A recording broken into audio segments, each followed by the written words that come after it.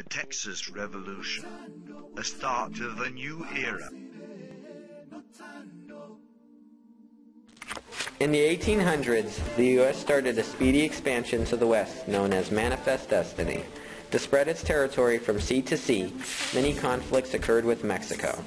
Later, war raged, but it all started with one state, Texas.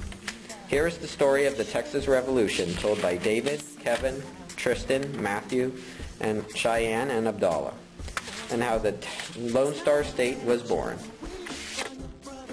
After Mexico gained its independence from Spain in 1810, the Mexican government wanted more people to settle in Texas to control the territory. Texas was considered a dangerous territory because of the Native American residents. The Mexican government hired American agents to bring American settlers into Texas. The settlers received free land and in exchange for obeying Mexican laws and becoming Catholic. Americans soon rushed in. A young agent named Stephen Austin started the first successful American colony in Texas, known as the Old 300. Eventually, the Americans in Texas outnumbered the Mexican population 6-1. Most Americans didn't really obey the laws, such as bringing slaves into Texas, which upset the Mexican president, Antonio de Santa Anna, who closed the border of Texas to American immigrants. Although Austin asked Santa Anna to split Texas into two parts, half Mexican, half American, he was thrown in jail. The Americans, being the majority, wanted to rebel and be independent from Mexico. So when Austin was released, he organized and led the rebellion. On October 2, 1835, the Mexican government sent troops to retrieve a small cannon from the city of Gonzales due to the changing political situation. In just 2 days, 140 Texans gathered in a small town ready to defend their rights. When the Mexicans came, the Texans stood beside the cannon and said, "Come and take it." A small battle ensued and ended several hours later with a great victory for the people of Texas. And this battle is where the Texas Revolution formally began.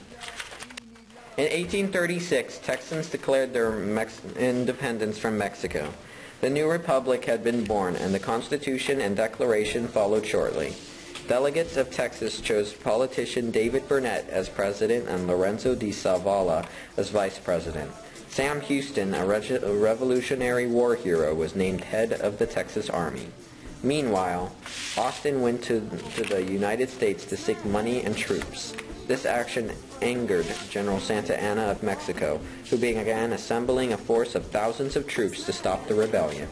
Texas formed a volunteer army under Colonel William Travis, including U.S. frontiersmen Davy Crockett and Jim Bowie, who took the town of San Antonio and then occupied the Alamo.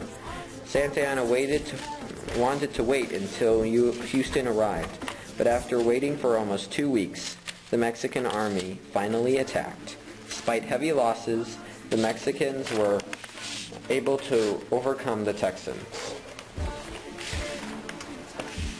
Only a few civilians survived. Later at Gallinad, 350 war prisoners who had surrendered and were ordered to be executed by Santa Anna. His decision caused further enragement of the Texans in the following battles. The rest of the Texas Army, led by Sam Houston, was chased by Santa Anna.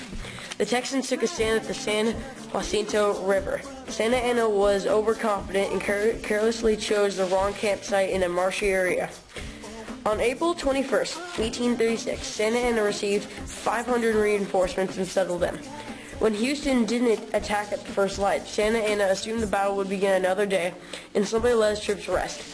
Houston soon found out and initiated a surprise attack on Santa Anna's camp, yelling, "Remember the Alamo! Remember the Gallinad!" He fired only 2 cannons he had, called the Twin Sisters. In no time at all, Santa Anna's forces were destroyed in the Battle of San Jacinto. Santa Anna was then forced to sign a treaty giving Texas its independence. After this battle, Sam Houston became a legendary war hero and was elected as the president of the Lone Star Republic, and Austin became Secretary of State. The Texan government offered land grants to settlers and gave them permission to bring slaves into the independent nation. Although most Texans hoped the United States would annex the newly born nation, President Andrew Jackson refused because he was concerned that it would tip the fragile balance of slave and free states. Texas was recognized as an independent nation by the U.S., Britain, France, but not by the Mexican government. In 1837, the Republic organized the Texas Rangers to guard the long frontier from Native Americans and Mexicans. In 1845, Texas finally became the 28th state of the United States. The Texas Revolution was an important part of westward expansion and was a significant contribution towards the manifest destiny in the U.S. This historical event later led to the Mexican-American War, where the U.S. gained 25% more land from Mexico. It also marked the rising power of America in the world and weakened Mexico's strength. As a fertile state, cotton was widely planted to trade with the Europeans, giving Texas a strong economy and trading partner. Texas attracted more and more settlers rushing in from the east. American culture and Mexican culture were combined, and about 40% of today's Texan population is Mexican. In addition, slavery spread from Texas into Southwest. Texas is now the biggest state in the continental U.S. and with the second largest population in modern America. This new territory laid the foundation of expansion, progress, and a brighter future for our nation.